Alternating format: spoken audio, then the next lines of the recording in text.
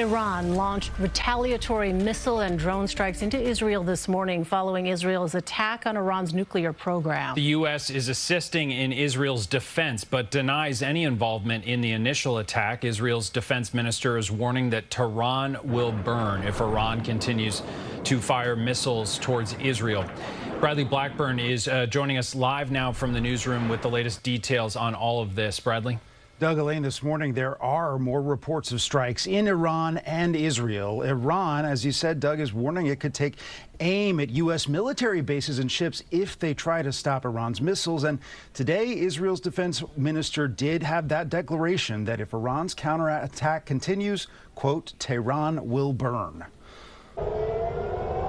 Overnight explosions lit up the sky over Tel Aviv as Iran launched another counterattack. The Israeli military urged civilians to take shelter as they intercepted the strikes with the Iron Dome system. The U.S. is assisting in the defense, but some weapons slipped through. The IDF said dozens of people have been injured, some seriously, and there are reports of some deaths. Dozens of sites have been targeted. At daybreak, first responders assess the damage. The intensifying conflict has the world worried about an all-out war. It ignited Friday when Israel attacked Iran's nuclear sites. Iran claimed hundreds were injured and at least 78 people were killed, including some top officials.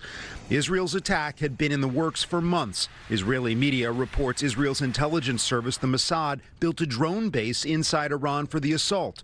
This video released by Mossad showing Israeli soldiers on Iranian soil. I do think what they're trying to do is to further illustrate how the Iranian regime has lost control of their country. Crowds gathered in Tehran Saturday chanting death to Israel and death to America.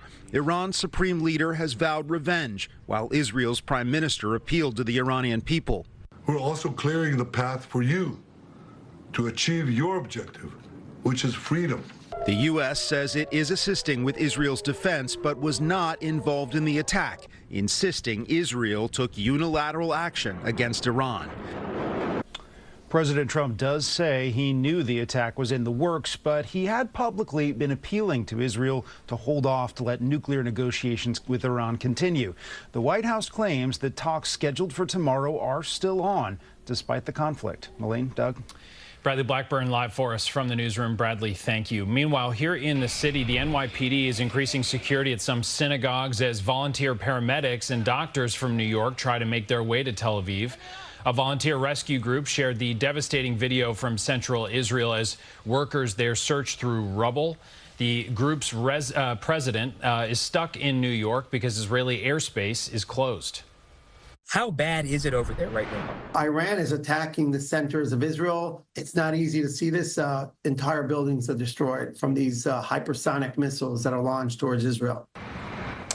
And now the NYPD is increasing security at Jewish cultural centers. We saw police stationed outside the Central Synagogue in Midtown. Some Jewish New Yorkers said they were skeptical of Israel's actions, while Iranian Americans we spoke with largely blamed leadership in Tehran. My family are Baha'is, so they've been persecuting the Baha'is for a very, very long time. Nobody likes war, but hopefully this will open up some doors to some change. I question it. I understand why they're doing it.